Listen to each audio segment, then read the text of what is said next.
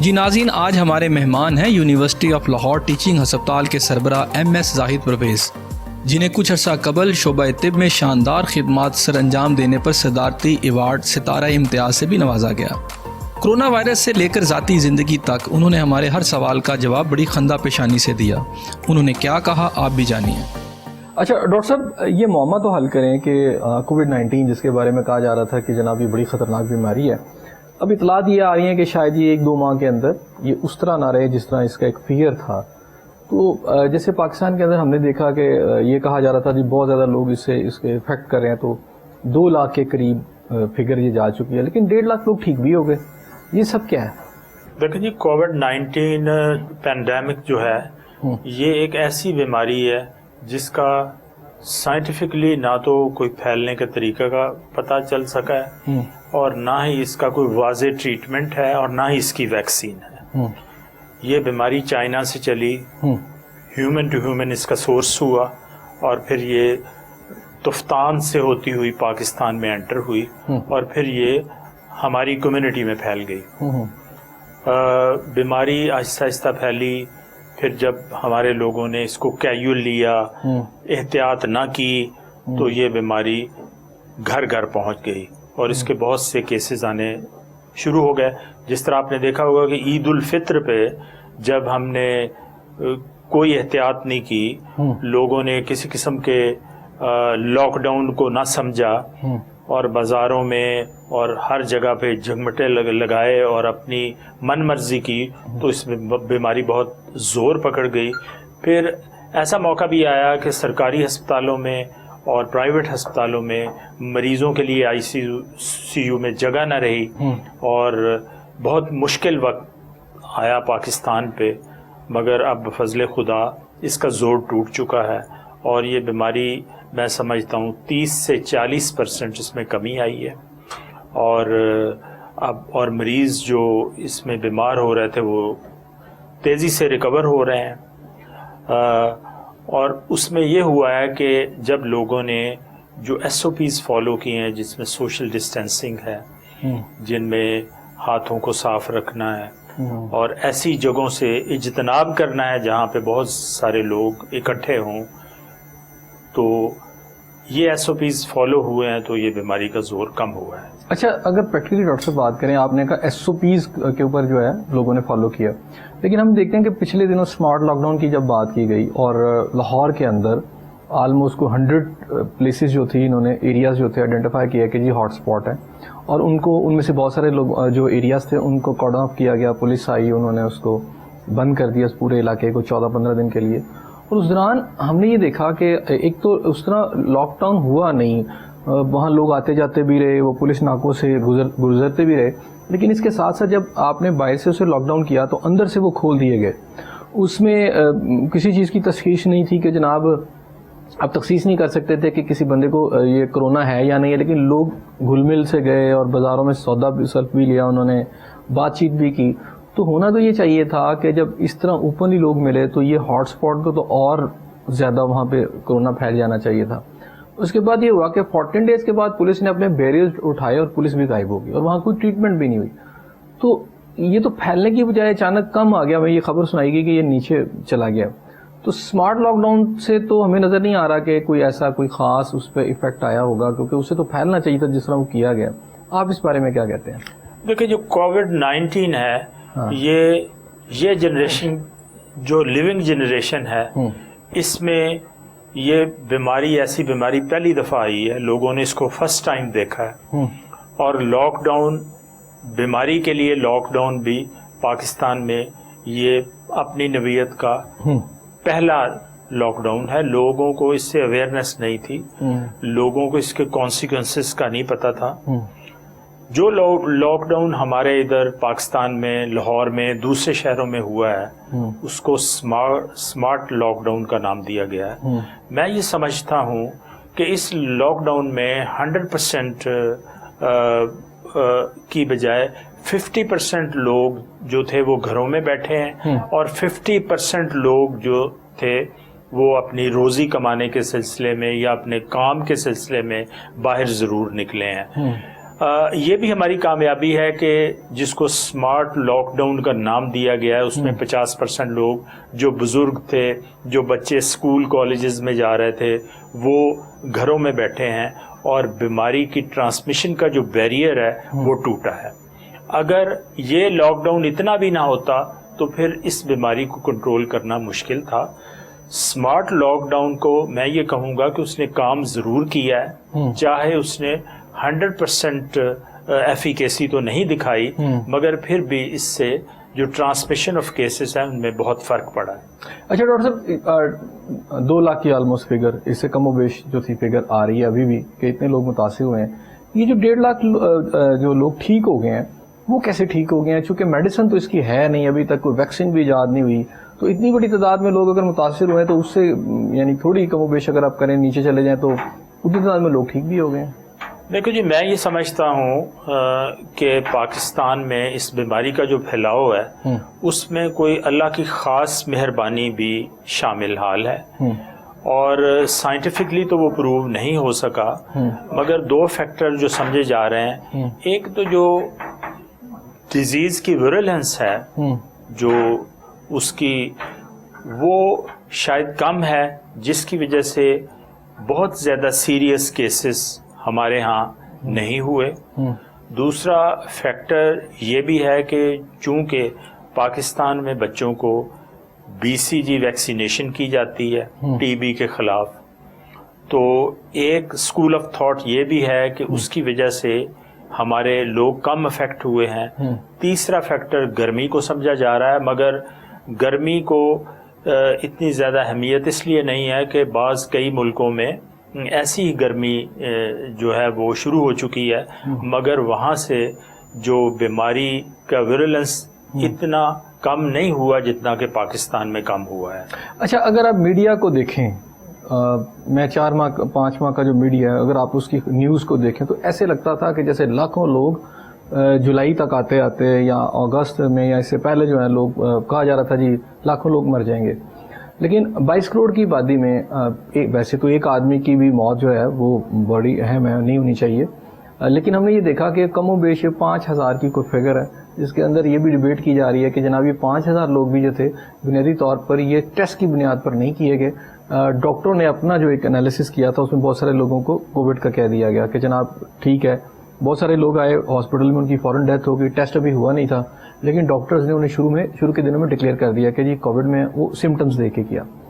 تو یعنی آپ کو نہیں لگتا کہ جو میڈیا نے شور مچایا، ایک ہسٹیریا پیدا کر دیا، کہ خوف پھیلا دیا، اکانومی تو ہماری متاثر ہوئی، لیکن اس سے جو کچھ ہوا اس ملک کے اندر اس میں شاید ہم نے اوور ڈو کیا؟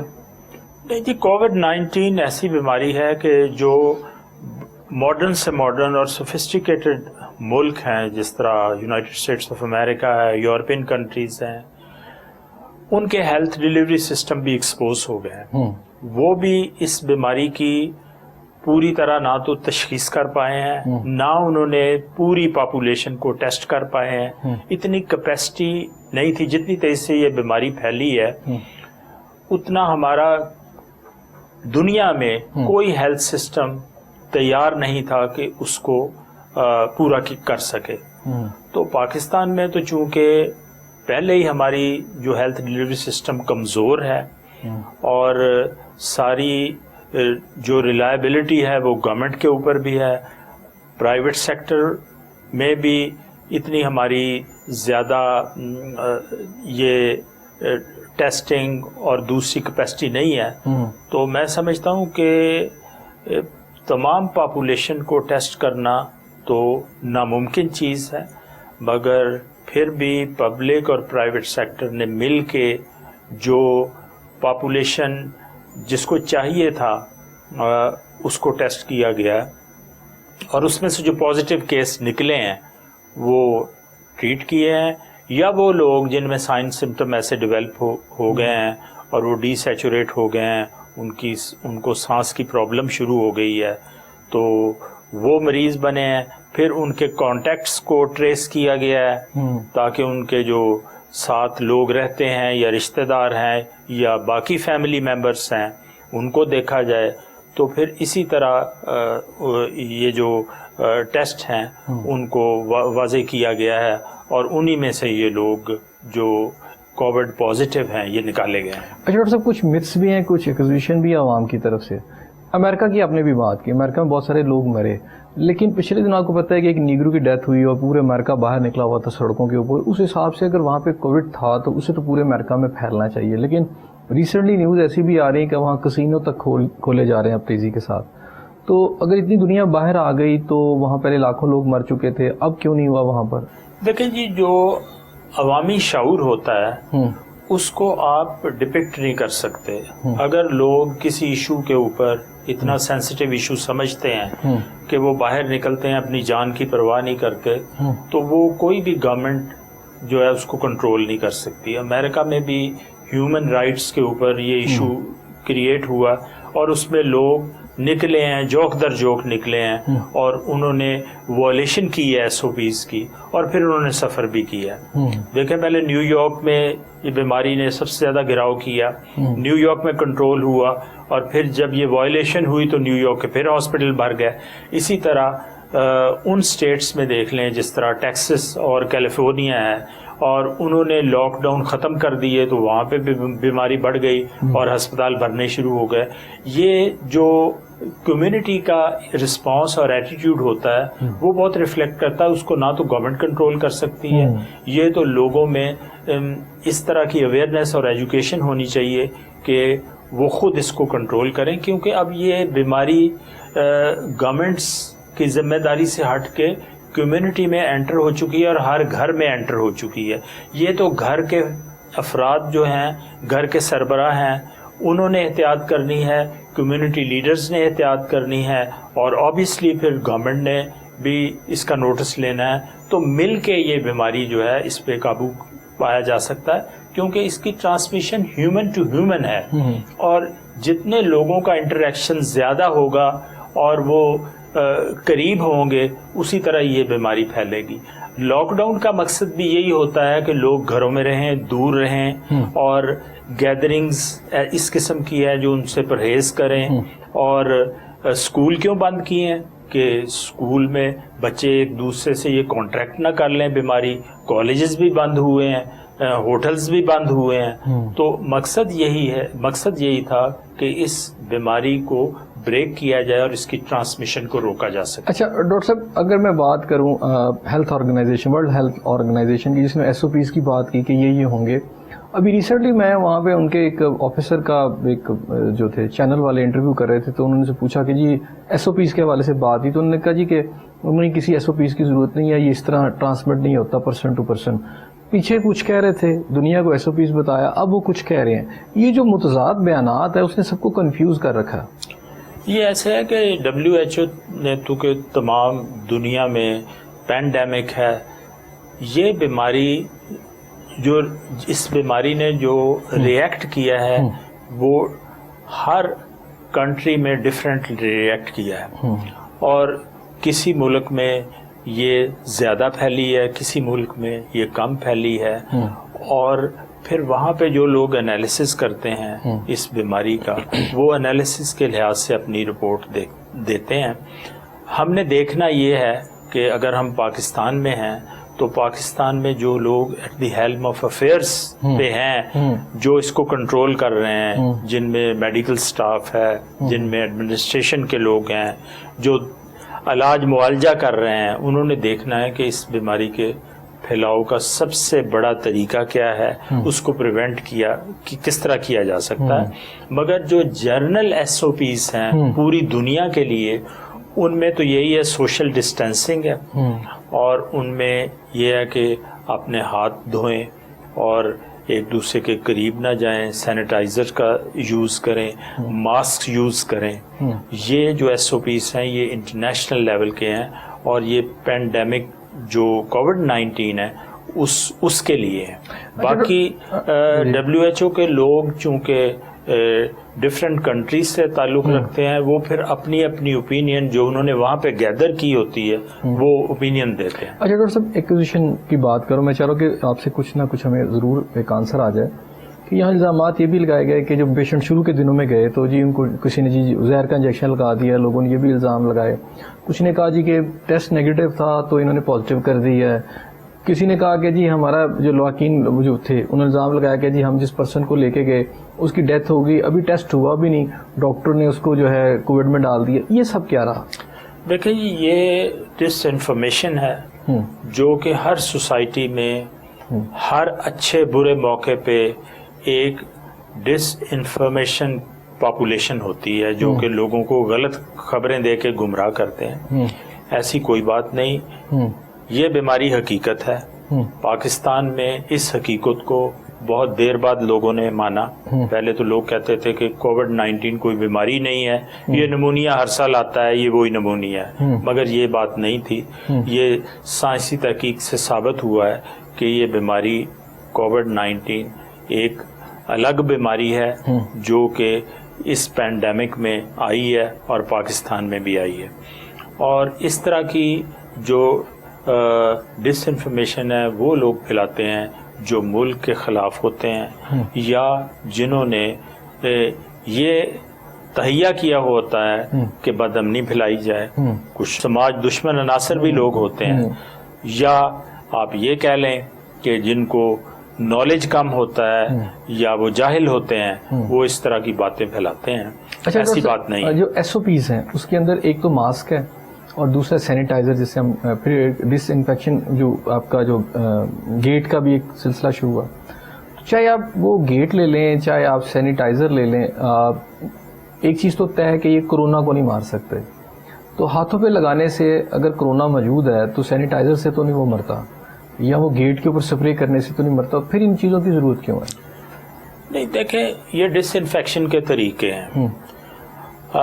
جب یہ لوگوں کے ذہن میں آ جاتا ہے کہ یہ بیماری ہے ایک جراثیم سے پھیلی ہے, اب عام لوگ جو ہیں ان کو تو یہ نہیں ہے کہ یہ آر این اے ہے, آر این اے کیا ہے, بیکٹیریا کیا ہے, وائرس کیا ہے.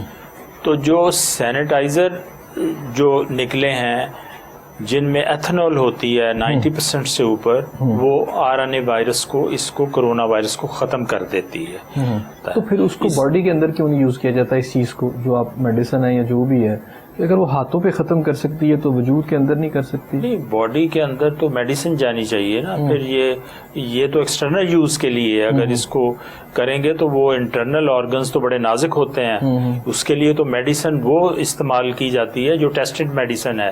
باڈی کے اندر تو اور آرگنز بھی ہیں جن میں لیور ہے, جن میں کڈنی ہے, ان کو خراب تو نہیں نہ کرنا کہ ایک آر این اے کو مارنے کے لیے باقی آرگن جو ہے ان کو فیل کر لیں. میں ماسک کی طرف آتا ہوں. جو اسپیسیفکیشن ہے یا جو سجیسٹ کیا گیا تھا وہ N95 ماسک ہے, یا آپ سمجھے سرجیکل ماسک ہے. اب پی پی لباس پہن کے بھی ڈاکٹرز کا ہمیں پتہ چلا انہوں نے N95 ماسک بھی پہنے ہوئے تھے, ان کو کرونا ہو گیا. کئی ڈاکٹرز کے بارے میں یہی پتہ چلتا رہا. اب مارکیٹ کے اندر جو عام عوام نے جو ماسک پہنے ہوئے ہیں, کوئی 20 روپے کا ہے, کوئی 40 روپے والا ہے, آپ کو لگتا ہے کہ وہ ماسک پہن کے وہ کرونا کو روک سکتا ہے؟ اگر پی پی لباس اس کو کرونا کو نہیں روک سکے, N95 ماسک کے اندر بھی ان کو ہو گیا ہے, تو ایک 20-25 روپے والا ماسک پہن کے ایک آدمی جو ہے کرونا سے بچ سکتا ہے؟ دیکھیں جی, آپ میڈیکل پروفیشنلز کو اور جنرل پبلک کو الگ کر لیں.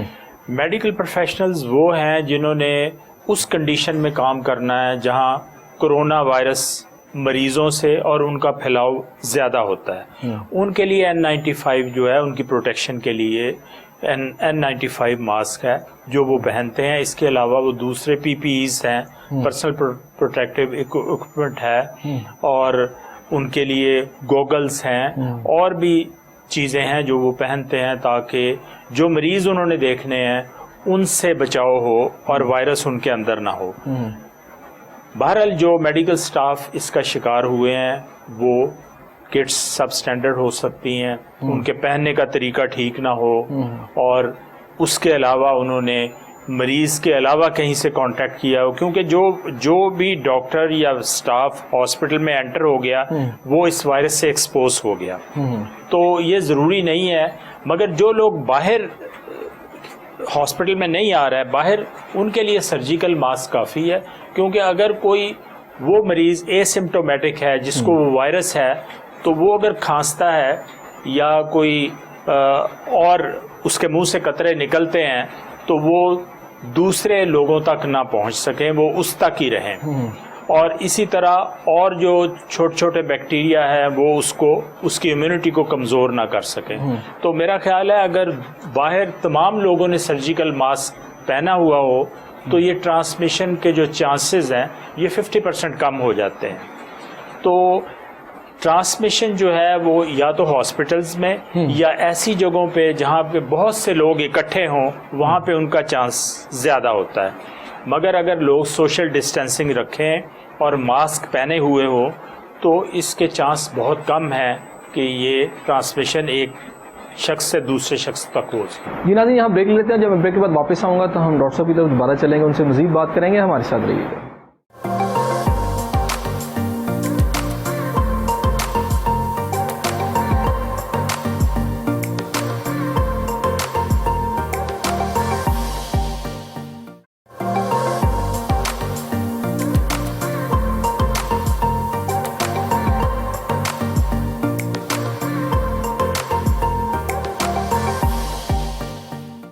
ناظرین, پروگرام میں آپ کو ایک دفعہ پھر خوش آمدید کہتے ہیں. اچھا ڈاکٹر صاحب, تھوڑی سی آپ کی لائف کے بارے میں بھی. ڈیفینیٹلی آپ سورس آف انسپریشن ہے دوسروں کے لیے بھی, آپ نے ایک لائف دی ہے اس پر سارے پروفیشن کو. بلانگ کہاں سے کرتے ہیں؟ بیسیکلی تو میرے پیرنٹس 1947 میں جلندھر سے میری والدہ اور ہوشیارپور سے میرے والد محترم وہ مائیگریٹ ہو کے لاہور تشریف لائے اور پھر ہم ادھر ہی سیٹل ہو گئے. یعنی جب فسادات ہو رہے تھے پارٹیشن کے؟ جی 1947 میں. تو میری پیدائش تو یہاں کی ہے اور پھر ہم نے لاہور میں ہی سکونت اختیار کی. میرے والد محترم چونکہ پاکستان ریلوے میں کام کرتے تھے تو پھر ہم لاہور اور اس کے گرد و نواح میں ہی رہے ہیں جہاں ان کی سروس تھی, وہاں پہ ہم چلے جاتے. اسکولنگ یہیں پہ لاہور میں ہوئی؟ کون سا اسکول تھا آپ کا؟ اسکولنگ جو میری ہے انیشلی تو پاکستان ریلوے ہائی اسکول ہے جی ٹی روڈ پہ. وہاں پہ چونکہ والد صاحب محکمہ ریلوے میں کام کرتے تھے تو اس اسکول میں نے تعلیم حاصل کی ہے 8ویں جماعت تک, مڈل تک. مڈل کے بعد میں لاہور میں سینٹرل ماڈل اسکول لوئر مال پہ ہے, وہاں پہ میں 9th کلاس میں چلا گیا اور میٹرک میں نے سینٹ ماڈل ہائی اسکول سے پاس کیا تھا. اس کے بعد پھر میں گورنمنٹ کالج لاہور میں چلا گیا اور وہاں سے میں نے ایف ایس سی کی. اور ایف ایس سی کرنے کے بعد بہت تھوڑا سا ایک یہ ہوا کہ میری selection as a G D pilot ہو گئی. اچھا.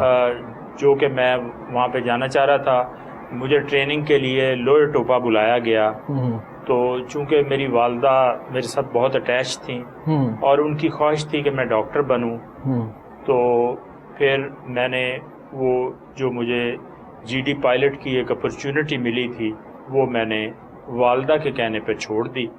اور اس طرح میں نے میڈیکل میں ایم بی بی ایس میں اپلائی کیا جو کہ میرا admission king Edward medical college میں ہو گیا. اور پھر میں نے اپنی جو پروفیشنل لائف ہے وہ طب کے شعبے میں صرف کرنا شروع کر دی. اور گریجویشن کرنے کے بعد میں نے میو ہاسپٹل لاہور سے ہاؤس جاب کیا.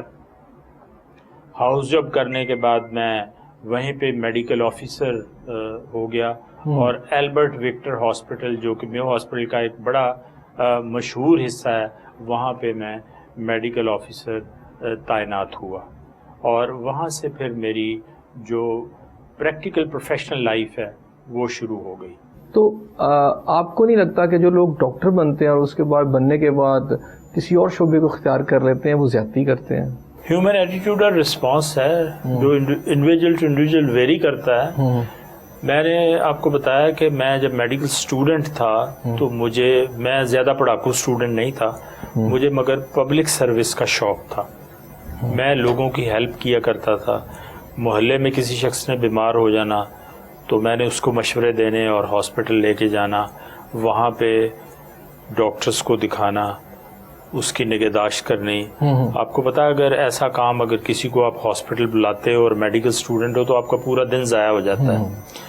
تو میں یہ کام جب شروع سے کرنے لگا اور پھر جو لوگ جاتے تھے اور وہ ٹھیک ہو جاتے تھے ان کی خوشی دیدنی ہوتی تھی اور پھر اس چیز کو میں انجوائے کرتا تھا اور اس میں اپنی پریسٹیج بھی سمجھتا تھا, آنر بھی سمجھتا تھا. تو اس چیز کا شوق پڑ گیا جو کہ میں نے اپنی پروفیشنل لائف میں بھرپور طریقے سے اس کو امپلیمنٹ بھی کیا اور اس کو انجوائے بھی کیا. ڈاکٹر صاحب ایک طرف آپ ہیں اور آپ نے کہا آپ انجوائے کرتے ہیں انسانی خدمت کر کے, ایک بیمار کی خدمت کر, ڈیفینیٹلی ایک ڈاکٹر ایک مسیحا اس طرح ہوتا ہے. لیکن آج ہم کچھ ڈاکٹر دیکھتے ہیں کہ اگر ان کی سیلری نہیں بڑھتی, پاکستان پریویلیجز نہیں انہیں ملتے یا انہیں کوئی اور بھی زیادتی گورنمنٹ کرتی ہے تو پیشنٹ ان کے سامنے مر رہا ہوتا ہے تو وہ اس کو ہاتھ نہیں لگاتے, وہ کہتے ہیں نہیں ہم نے پروٹیسٹ میں جانا ہے. بہت سارے ایسے پروفیسرز ہیں جو سرکاری ہاسپٹل میں مریض کو نہیں دیکھتے لیکن وہی مریض جب انہیں پرائیویٹ ہاسپٹل میں ملتا ہے جہاں ان کو اچھی ایک لمسم اماؤنٹ ملتی ہے وہاں وہ دیکھ لیتے ہیں. اس رویے کے اوپر کیا کہیں گے آپ؟ دیکھیں جی, یہ رویہ بالکل منفی رویہ ہے, غلط رویہ ہے اور یہ پروفیشنل ایتھکس کے خلاف ہے.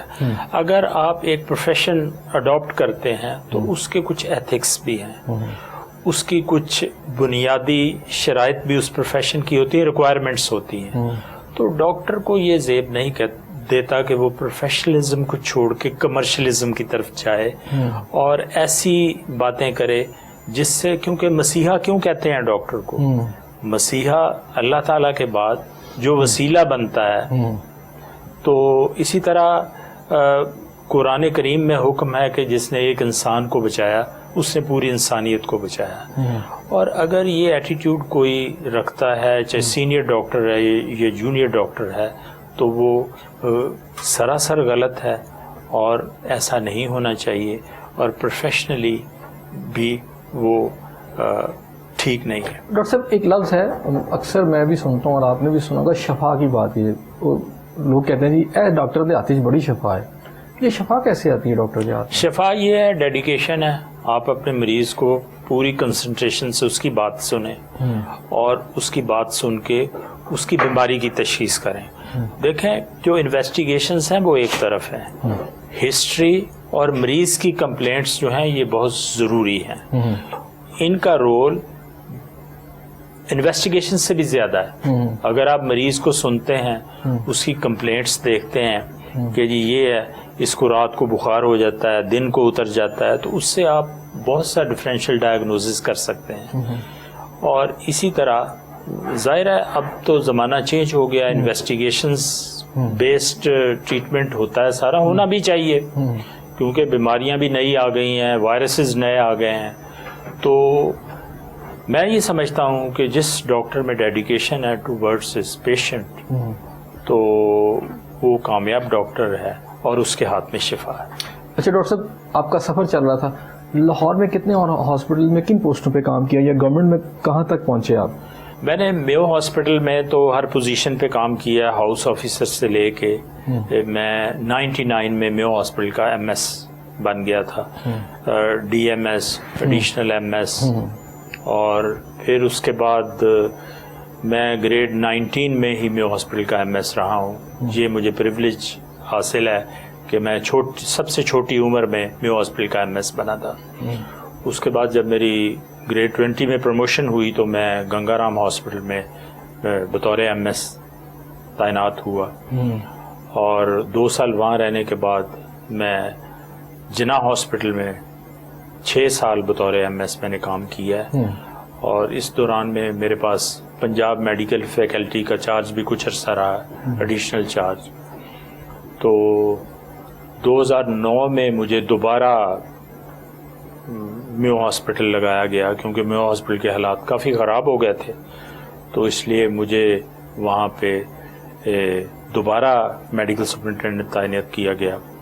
اور میں بڑا خوش قسمت ہوں کہ اس تعیناتی کے دوران میں نے میو ہاسپٹل کا نقشہ بدل کے رکھ دیا, جس میں ریویمپنگ تھی میو ہاسپٹل کی. میو ہاسپٹل میں کوئی بہت پرانے 167 کوارٹرز تھے جن پہ ناجائز قبضہ ہوا تھا, وہ میں نے خالی کروائے, وہ گرا کے وہاں اوپن سپیسز کریٹ کی. جو ہاسپٹل کو آنے والی سڑک تھی اور جانے والی سڑکیں تھیں وہ میں نے کشادہ کی اور کئی وارڈز جو تھے ان کی ریویمپنگ کی، جن میں نیورولوجی وارڈ تھا، کارڈیولوجی وارڈ. اچھا، ایک ایکسپیرینس مجھے بھی رہا کہ ایک ہمارے ملنے والے تھے میو ہاسپٹل جس کا آپ نے ذکر کیا، ایمرجنسی کے اندر ہم ان کو لے کے چلے گئے اور مجھے یاد ہے کہ ہم تقریباً وہ سارا دن وہاں پر رہے. اس دوران جونیئر ڈاکٹر ہم ان کو دیکھتے رہے، سینئر کوئی ڈاکٹر نہیں آیا. تو وہ کیا کر رہے تھے، اس کی ان کی انویسٹیگیشن کری جا رہا ہے، ایک ڈاکٹر آ کے پاس آ کے ان سے پوچھ رہا ہے اور وہ پیشنٹ کو ہم دیکھ رہے ہیں کہ ان کو ٹریٹمنٹ کی ضرورت تھی. ان کو سارا دن ٹریٹمنٹ وہ نہ ملی جو ان کی ریکوائرڈ تھی. جب ان کی لائف کا آخری ٹائم آ گیا شام کے وقت، تو مجھے یاد ہے کہ ایک سینئر ڈاکٹر آئے اور وہ سینئر ڈاکٹر جو تھے شاید پروفیسر تھے یا اسسٹنٹ پروفیسر تھے، تو وہ دور ایک کھڑے پیشنٹ کو دیکھ رہے تھے. تو اچانک انہوں نے مڑ کر دیکھا اس پیشنٹ کو، یعنی ان کا ایکسپیرینس ایسا تھا کہ مجھے آج بھی یاد ہے کہ انہوں نے سارے ڈاکٹروں کو کہا کہ ان کو دیکھیں فوری طور پر نا. تو اٹھا کے لے گئے اور وہ پھر وہ جو کیا کہتے ہیں آپ، وہ بجلی کے وہ جھٹکے لگاتے ہیں وہ لگائے، لیکن وہ ان کی ڈیتھ ہو چکی تھی اس وقت. تو یعنی ان کو پتہ لگ گیا تھا کہ یہ پیشنٹ اس کو ضرورت ہے ٹریٹمنٹ کی، لیکن وہ جونیئر ڈاکٹر انویسٹیگیشن میں سارا دن ضائع کر دیا. اس پر کیا کہیں گے؟ جو پبلک سیکٹر کے ہاسپٹل ہیں ان میں یہ شکایت عام تھی، مگر یہ بہت پہلے تھی. اب گورنمنٹ نے وہاں پہ سینئر ڈاکٹرز کو ایمرجنسی میں خاص کر وہاں پہ پوسٹ ان کی کریٹ کی ہیں، اور اب ایمرجنسی میں سینئر رجسٹرار لیول کے ڈاکٹر سرجری اور میڈیسن میں موجود ہوتے ہیں. شروع میں ایسی شکایات رہی ہیں کافی کہ سینئر ڈاکٹر آتے نہیں تھے، مگر جوں وقت گزرتا گیا ہے اور لوگوں کی شکایات بڑھتی گئی ہیں، حکومت نے یہ ایک فیسلٹی دی ہے کہ ایمرجنسی میں ریزیڈنٹ سٹاف موجود ہوتا ہے. اچھا ڈاکٹر صاحب، دنیا میں کہاں کہاں کا سفر کیا؟ دنیا میں کافی ملکوں میں گیا ہوں. کچھ تو میرے آفیشیل ٹرپ تھے کیونکہ میں ڈائریکٹر جنرل ہیلتھ پنجاب تھا، تو اس زمانے میں یہ ہانگ کانگ اور سنگاپور، اس کے علاوہ یو کے، ایران، انڈیا اور یونائٹڈ اسٹیٹس. ہیلتھ سروسز آپ کی کس ملک کی آپ کو سب سے زیادہ اچھی لگی یا بہتر لگی؟ ہیلتھ سروسز ڈپینڈ کرتی ہیں آپ کے بجٹ پہ.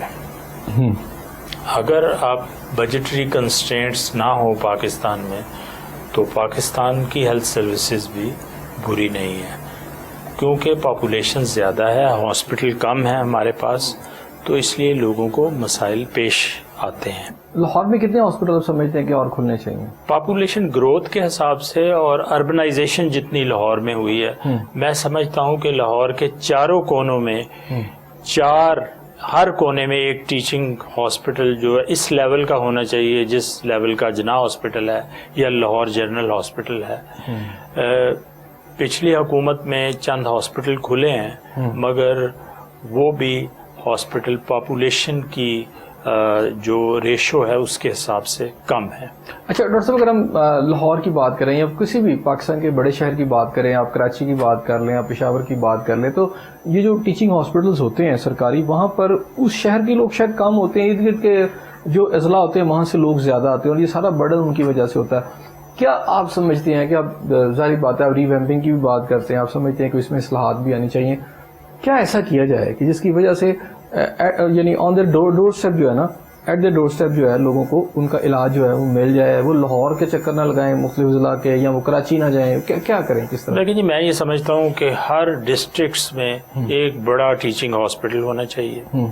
اس کے علاوہ ریفرل سسٹم جو ہے، جو مریض آتے ہیں بڑے شہروں میں، وہ ایک اچھا ریفرل سسٹم جو ہے وہ واضح ہونا چاہیے، تاکہ ایک مریض اگر گجرانوالہ میں بیمار ہوا ہے تو وہ میو ہاسپٹل یا جناح ہاسپٹل لاہور نہ لینڈ کرے آ کے، وہ اس ہاسپٹل میں لینڈ کرے جو کہ اس کا نزدیک ترین ٹیچنگ ہاسپٹل ہے.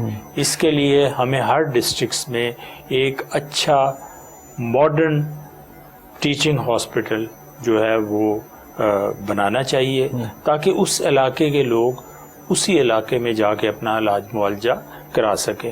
اب تو ڈی جی خان سے کوئی مریض اٹھتا ہے تو وہ چونکہ اس کے رشتہ دار یہاں سے ٹھیک ہوا ہوتا ہے، تو وہ اپنے مریض کو سیدھا ڈی جی خان سے میو ہاسپٹل لے آئے گا یا جناح ہاسپٹل لے جائے گا. اس سے مریض کی جو مرض ہے بعض دفعہ یہ ہوتا ہے کہ مریض کی مرض لاتے لاتے اتنی بڑھ جاتی ہے کہ وہ سروائیو نہیں کر پاتا. دوسرا یہ ہوتا ہے کہ انکنوینئنس بہت ہوتی ہے. لوگ غریب ہیں, ان کے لیے آنے جانے کا مریض کا خرچہ, پھر 2-4 لوگ اس کے ساتھ بھی آتے ہیں, وہ بڑا مشکل ہو جاتا ہے.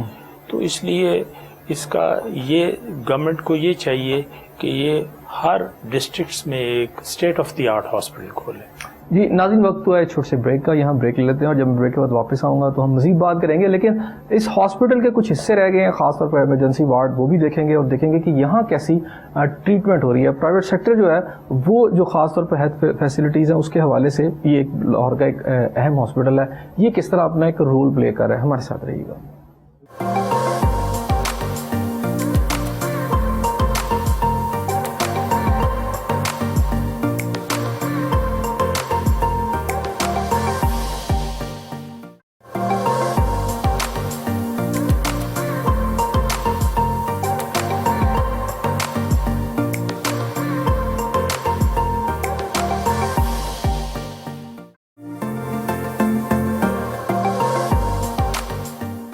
یہ ناظرین, پروگرام میں آپ کو ایک دفعہ پھر خوش آمدید کہتے ہیں اور ڈاکٹر زاہد پرویز صاحب کی طرف چلتے ہیں.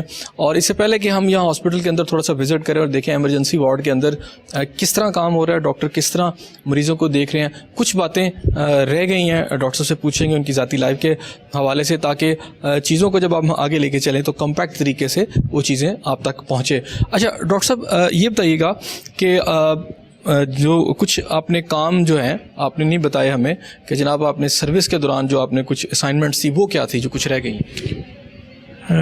اسائنمنٹس تو یہی تھی کہ میں سمجھتا ہوں کہ کچھ انسٹیٹیوشنز ایسے ہیں جیسے میو ہاسپٹل, جناح ہاسپٹل, ان کی ری ویمپنگ ہونی چاہیے. جو ڈیفیشنسیز وہاں پہ ہیں ان کو امپروو کرنا چاہیے, اور اس کے لیے میرا دل کہتا ہے کہ میں کوشش کروں, کیونکہ مجھے اس ملک نے, اس محکمہ نے اور اس شعبے نے بہت عزت دی ہے. میں سمجھتا ہوں کہ اب میں ایکسپیرینس کی اس سٹیج پہ ہوں کہ مجھے یہ ساری چیزیں ری پے کرنی چاہیے قوم کو. اچھا ڈاکٹر صاحب, 1122 اور کچھ اور بھی اداروں کے ساتھ اس وقت آپ منسلک ہیں؟ جی 1122 کا تو میں فاؤنڈر ممبر ہوں, اور وہ اس کا میں 5 سال 1122 کا ممبر رہا ہوں.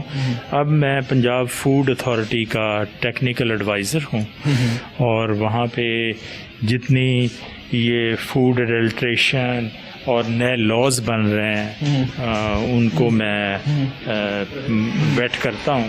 اچھا ڈاکٹر صاحب, بچے کتنے ہیں؟ میرے ماشاءاللہ 3 بچے ہیں, اور بہت ہی وہ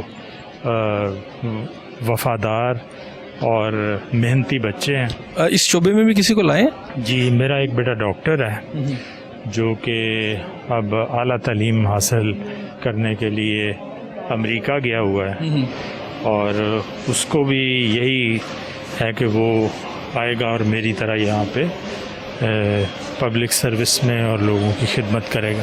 اچھا ڈاکٹر صاحب, ڈینگی کے حوالے سے بات کریں نا تو پرائیویٹ ہاسپٹلس پہ ایک چھوٹا سا ایکوزیشن یوز کیا جاتا ہے کہ جناب جہاں پبلک جو ہے سیکٹر کے جو ہاسپٹلز ہیں انہوں نے سروس پرووائڈ کی تو یہاں پہ شاید تھوڑا سا پروفٹ کمایا گیا اور بہت مہنگا علاج دیا گیا, اس پہ کیا کہتے ہیں؟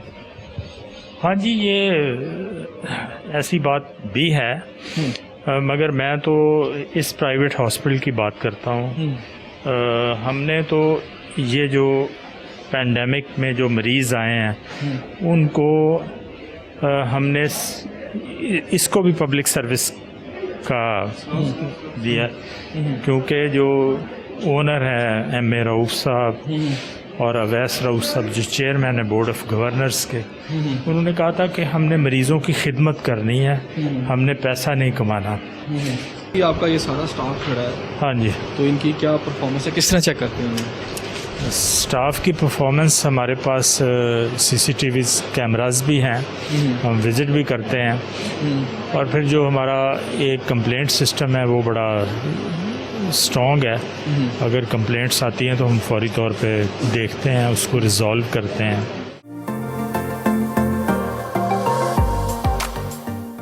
کیسا چل رہا ہے جی علاج آپ کے؟ جی ماشاءاللہ بالکل ٹھیک, بہت اچھے پرفارمنس ہے, ڈاکٹر اسٹاف پورا کوپریٹ کر. آپ مطمئن ہیں؟ جی بالکل سیٹسفائڈ ہوں. ٹھیک ہو گیا.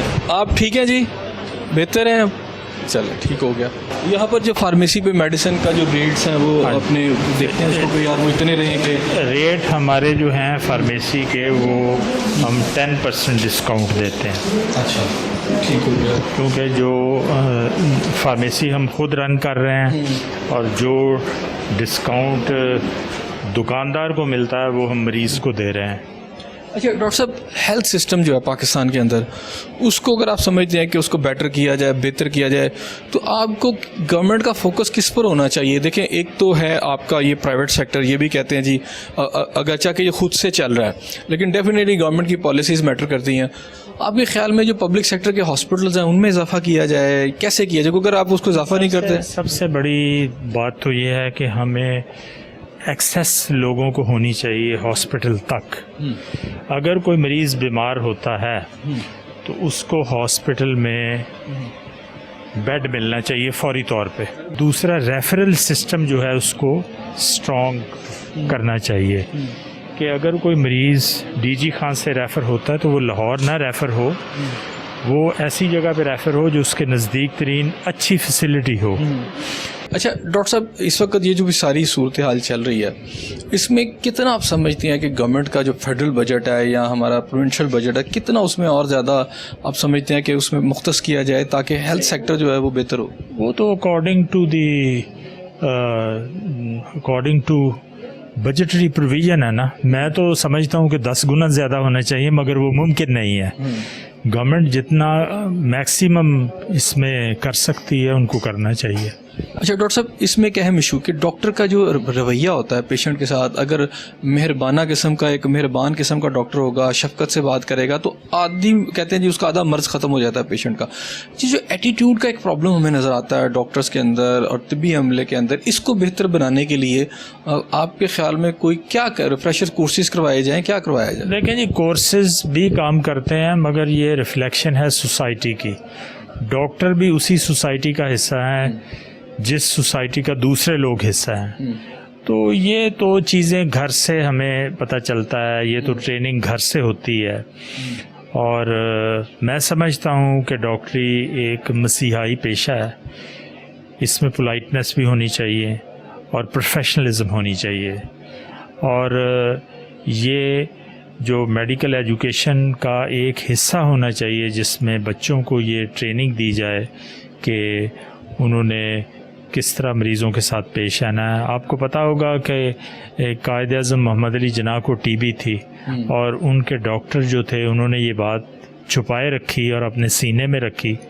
اگر پتہ چل جاتا انگریزوں کو کہ ان کو ٹی بی ہے, انہوں نے ان کی زندگی ختم ہو رہی ہے, تو شاید پاکستان نہ بنتا. تو ڈاکٹر جو ہے اس کے حصے میں بہت سی ایسی چیزیں آتی ہیں. اس نے لوگوں کے سیکرٹس بھی رکھنے ہیں, اس نے لوگوں کی بیماری کو بھی پوشیدہ رکھنا ہے, اور اس نے لوگوں کے ساتھ اچھا برتاؤ بھی کرنا ہے. اپنے ڈاکٹرز کے لیے کوئی میسیج دینا چاہتے ہوں؟ یہی ہے کہ جو پبلک سروس میں جو مزہ ہے وہ اور کسی جگہ پہ نہیں ہے. جو ڈاکٹرز مسیحا کہلاتے ہیں وہ ان کو مسیحائی دکھانی چاہیے اور لوگوں کے ساتھ اچھا برتاؤ کرنا چاہیے. باقی یہ جو چیزیں ہیں کہ تنخواہ کم ہے اور فیسلٹیز نہیں ہیں, دیکھیں غریب ملک ہے جس نے ہمیں بہت کچھ دیا, اسی طرح دیا ہے نا. اس وقت بھی یہی ملک تھا جب ہم ڈاکٹر بن رہے تھے, اب بھی وہی ملک ہے جو ڈاکٹر ان کے ریسورسز بھی اسی طرح ہی ہیں. تو ہمیں اللہ کا شکر ادا کرنا چاہیے اور شکر و صبر سے یہ چیزیں کرنی چاہیے. جو بھی میں سمجھتا ہوں کہ ڈاکٹری پیشے میں آ گیا ہے وہ اللہ تعالیٰ کی ایک بہت بڑی نعمت اس کے پاس آ گئی ہے. وہ اس طرح کہ اس نے لوگوں کی زندگی بچانی ہے, اور جس نے ایک انسان کو بچایا اس نے پوری انسانیت کو بنایا. بہت شکریہ ڈاکٹر صاحب. جی ناظرین, ڈاکٹر صاحب کی بات کے اوپر یہ پروگرام کی اینڈنگ کرتے ہیں. انہوں نے بڑی خوبصورت بات کی کہ ڈاکٹر ایک مسیحا ہے, اسے مسیحائی دکھانی چاہیے, اور جس نے ایک انسان کی جان بچائی گویا اس نے پوری انسانیت کی جان بچائی. इस दुनिया के बाद भी एक और दुनिया है जहाँ जाकर हमने अपना हिसाब देना है। चुनाचे डॉक्टर्स को बहुत सारे मसाइल का सामना होगा, वो जस्टिफाइबल होंगे अपनी बातों में, अपनी कंप्लेंट्स के अंदर और अपने जो मुतालबात होंगे, लेकिन इसके साथ साथ असल बात यही है कि आपने जो मरीज़ है उसकी जान बचानी है और मसीहाई दिखानी है। इस दुआ के साथ कि अल्लाह ताला आपको अपनी रहमतों के साए में रखे, अपने मेज़बान एहसन ज़िया को इजाज़त दीजिए। अल्लाह हाफ़िज़।